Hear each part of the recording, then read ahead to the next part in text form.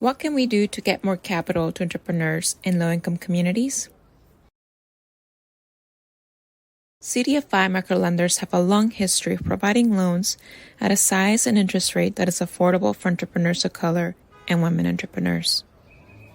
Microlenders who work with the Aspen Institute's Microfinance Impact Collaborative, for example, issued more than 8,300 loans, averaging over $21,000 in just 1 year. They could do more, though. They want to do more. What's holding them back? Their access to capital to lend and the funding necessary to cover the full cost of making small loans.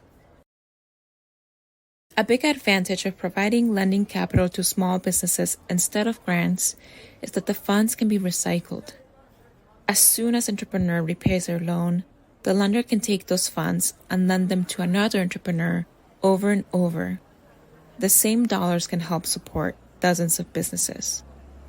The only limitation is time. The CDFI typically has to wait at least a year for the loan to be repaid before it can put that money to work again. There is a way to accelerate the recycling of capital: loan sales. After making a loan, the lender can sell that loan to someone else for its remaining value.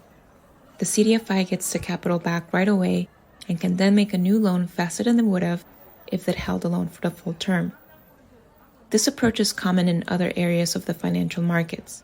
For example, in the 1930s, the federal government created a market for mortgage loan sales when it established Fannie Mae.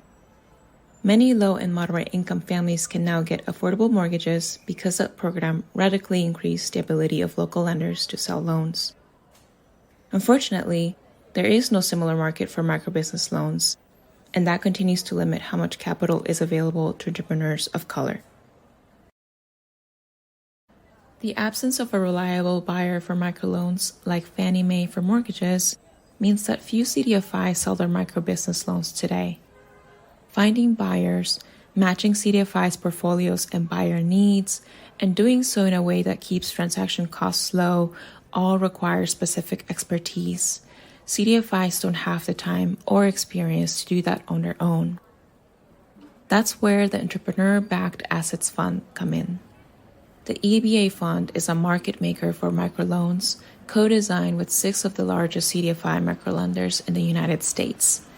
The EBA Fund is a joint effort between the Aspen Institute's Business Ownership Initiative and Revolve, a consulting firm with experience in the CDFI microlending sector.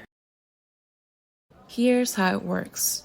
The EBA Fund buys microloans from CDFIs and then resells them to banks who need to comply with regulations on lending to low-income communities.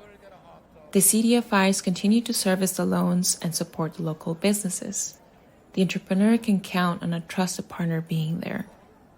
By working with a variety of CDFIs and banks to put together deals that make sense for both, the EBA Fund can vastly increase the number of loans that are sold and put more lending capital back to work.